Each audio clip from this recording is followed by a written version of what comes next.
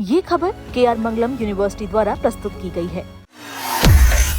अगर कोई सोचता है कि हम रिज़ाइन करने से हम बच जाएंगे, ऐसा नहीं होने वाला है कि अभी तोड़ फोड़ के अभी कैसे मैं अपने कंधे से ये गलती का कसूर छोड़ दूँ। वो पोस्ट में है या रिज़ाइन कर दिए हैं या आज वो एमएलए है या नहीं एमएलए रहे हैं, जो भी हो, जो भी सरकार के हिसाब किताब में गड़बड़ किए हैं, उनका खाता कभी न कभी एक दिन खुला ही जाएगा। देखिए, राजनीतिक आंदोलन, लाभ, ये सब चलता रहता है, लेकिन उसके साथ साथ ये भी एक बहुत अहम चीज़ है कि अगर कोई भी ऐसा राजनीतिक दल देश की सुरक्षा को मद्देनज़र रखते हुए वो ध्यान उस पर न रखें और उनको सिर्फ राजनीतिक फ़ायदा दिखाई दे, वो देश के लिए हितकारक नहीं है। वो कोई भी राजनीतिक दल हो, तो इसमें कोई लोग खड़े उतर पाए, कोई लोग खड़े उतर नहीं पाए। जैसे Mamata Banerjee, ex chief minister of West Bengal, नहीं कर पाई थी, लेकिन ठीक है, जनता ने, उन्होंने बहुत उस्काया था लोगों को, बहुत तकलीफ दिए थे लोगों को। सचमुच उनके ऑफिसर्स लोग लाइन में खड़ा करके लोगों को पनिशमेंट की तरह करने की कोशिश कर रहे थे ताकि चुनाव में इसका असर गलत हो, सब लोग उल्टा वोट दे, सब बीजेपी पे नाराज हो जाए। लेकिन सभी को समझ में आया, आम जनता तो अपना खुद का सुरक्षा समझते हैं ना, तो आम जनता पॉलिटिक्स के ऊपर भी अपनी ज़िंदगी को रखते हैं, तो वो रिजल्ट खुद ही दिख गया है यहाँ पे। पूर्व मुख्यमंत्री ममता बनर्जी के खिलाफ एक केस फाइल भी हुआ है, जिसने 2025 में उन्होंने कहा था कि हिंदू धर्म को गंदा धर्म कहा था, जिसके रिमार्क पे अब एफआईआर भी हुआ है, पर केस रजिस्टर किया गया है। क्या कहना चाहेंगे? जिस तरह का लगातार उनके ओर से ये चीजें कहा जाता है, कुंभ में भी कहा गया था, अब गंदा धर्म, तो एक हिंदू अब लगातार इस चीज पे बात भी करते हैं, क्या कहना है? देखिए, राजनीति इन लोगों के लिए बहुत गलत तरीके से करने को होता है। राजनीतिक फ़ायदा वो अलग तरीके से देखते हैं। राजनीति है राजधर्म पालन करना और जनता के हित में और देश के हित में जो अच्छा है वो करना। वहाँ पे हिंदू धर्मावलंबी जितने सारे लोग हैं उनको बहुत ठेस पहुँचाया था। मैं इतना जानकारी मेरे पास नहीं है कि ये केस किसने किया है, किसी ने किया होगा, तो ठीक है, जिन्होंने किया है वो, हाँ, वो उनका अधिकार है, वो कर रहे हैं, करेंगे। लेकिन इस तरह की बयानबाजी जो है, ये पश्चिम बंगाल में बहुत सालों से ये सब चल रहा था। ये किसी को नहीं करना चाहिए। भागीरथी में काट के हम फेंकवा देंगे, मरवा देंगे। कुंभ में एक्चुअली वो कुंभ मेला को क्या क्या उल्टा पलटा बोले थे। देखिए, सबसे अजीब बात है, जब हमारे देश में कोरोना जैसे महामारी आई थी, जहां हम जूझते जूझते पूरे भारत क्या पूरे विश्व परेशान हो गया था, उस दौरान जो ट्रेन यहाँ के लोगों को, पश्चिम बंगाल के लोगों को लेकर यहाँ आ रहे थे, उनका नाम उन्होंने कोरोना एक्सप्रेस दे दिया है। बाहर से लोग कोरोना लेकर पश्चिम बंगाल में आ रहे, अरे हमारे राज्यवासी ही आ रहे थे, बाहर के राज्य के लोग तो नहीं आ रहे थे। हमारे राज्य के लोग हमारे राज्य में वापस आ रहे थे। इतने परिযায়ী श्रमिक जो हमारे राज्य में वापस आ रहे थे, उनके तरफ भी इतनी बुरी तरह से पेश आई थी ममता बनर्जी। सोचकर भी आज लगता है कि कैसे उन्होंने ये सब किया है।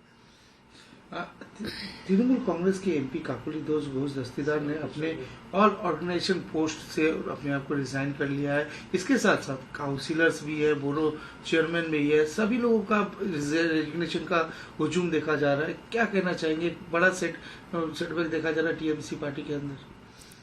उनके पार्टी के अंदरूनी बात है, वो खुद जवाब देंगे, उसका जवाब मैं क्या दूं।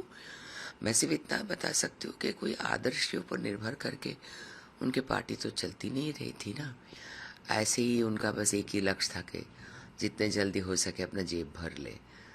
तो अगर यही आदर्श रहा और यही सोच रहे, तो सभी लोगों को भी लग रहा है कि अभी तोड़ फोड़ के अभी कैसे मैं अपने कंधे से ये गलती का कसूर छोड़ दूँ। लेकिन मैं बता सकती हूँ एक एक करके सबका पोल ज़रूर खुलेगा। आज वो पोस्ट में है या रिज़ाइन कर दिए हैं, या आज वो एमएलए हैं या नहीं एमएलए रहे हैं, जो भी हो, जो भी सरकार के हिसाब किताब में गड़बड़ किए हैं, उनका खाता कभी न कभी एक दिन खुला ही जाएगा। तो रेजिग्नेशन, खैर वो अपने पार्टी के हिसाब, ममता बनर्जी और उनकी पार्टी वो सब इसके बारे में सोचेंगे, देखेंगे। इसमें मेरा कोई बोलने का अधिकार भी नहीं है। क्या क्या जांच से डर के वो पहले ही ये सब चीजें किया? मुझे नहीं पता, मैं एज्यूम नहीं कर सकती। मुझे ऐसा बस कहते हुए ऐसे मन में आया है कि अगर कोई सोचता है कि हम रिज़ाइन करने से हम बच जाएंगे, ऐसा नहीं होने वाला है। अगर कोई सोचता है कि चलो चलो हम बीजेपी से थोड़ा संपर्क रख के चलते हैं तो हमको बचने का मौका मिल जाएगी, ये नहीं होने वाला है। दीदी, एक सबसे महत्वपूर्ण बात क्या है, आप चाहे आप खुद स्टेज में थे, जो प्रधानमंत्री मोदी जी, गृह मंत्री अमित शाह जी ने कहा था कि demographic change, unnatural demographic change हो रहा है। बंगाल में सबसे ज्यादा इसका प्रभाव देखा गया था।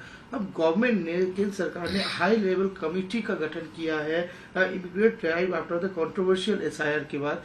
तो क्योंकि अब जिस तरह का गैदरिंग इंडिया बांग्लादेश बॉर्डर में भी देखा जा रहा है, लोग खुद जा रहे हैं एसआईआर के बाद, अभी वहाँ पे भीड़ देखी जा रही है। तो क्योंकि ये एक सवाल किया गया था मुख्यमंत्री जब थी ममता बनर्जी और अभिषेक कि कहाँ है रोहिंग्या, कहाँ है बांग्लादेशी, क्या कहना चाहेंगे आज जो भीड़ देखी जा रही है और एक हाई लेवल कमेटी का जो गठन किया गया है? ये प्रॉब्लम यही है कि पश्चिम बंगाल एक माध्यम बन गया था अलग अलग जगह से। पश्चिम बंगाल के माध्यम से लोगों को पूरे देश भर में फैलने का और देश भर में छोटे बड़े अलग अलग जगह पे आंदोलन के नाम से बखेड़ा खड़ा करने का। तो वहाँ पे क्या होता है, वहाँ सेफ्टी एक बहुत बड़ी इशू हो जाती है। आपने दिल्ली में भी देखा है कि कितने बड़ा हादसा हो गया था। तो ये हादसा बनाने वाले जो लोग होते हैं वो कतई देश का भला नहीं चाहते। अगर आंदोलन करना है तो शांति से आंदोलन करो, अगर आंदोलन करने विषय लायक है तो आंदोलन करो। जैसे हमारे श्रमिक भट्टाचार्य भी बोलते, गणतंत्र के हिसाब से आंदोलन एक बड़ा चीज़ है, वो सबका हक है।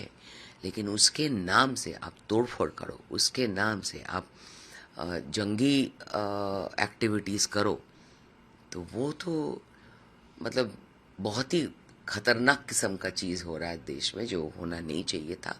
बहुत सालों से ये कंप्लेंट ममता बनर्जी खुद करती थी, सीपीएम के ज़माने में वो खुद करती थी।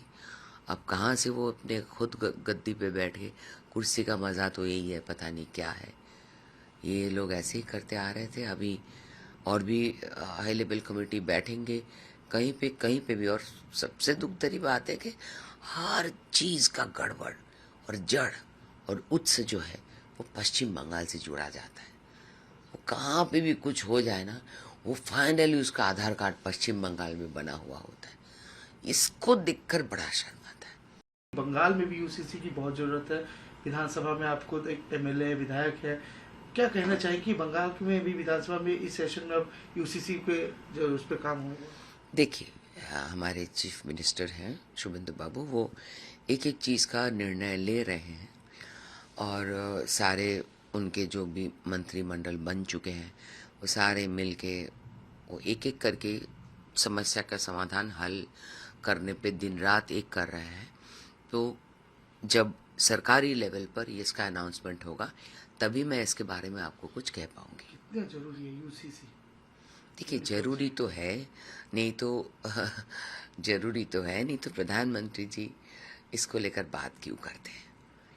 अब गृह मंत्री जी इसको लेकर बात क्यों करते हैं? बात ये है कि विधानसभा में कौन कौन से विषय, कौन कौन से दिन को कैसे लाया जाएगा, ये सीएम के अंडर और पूरे विधानसभा के सारे लोग मिलकर जब मीटिंग होगी तब तय होंगे।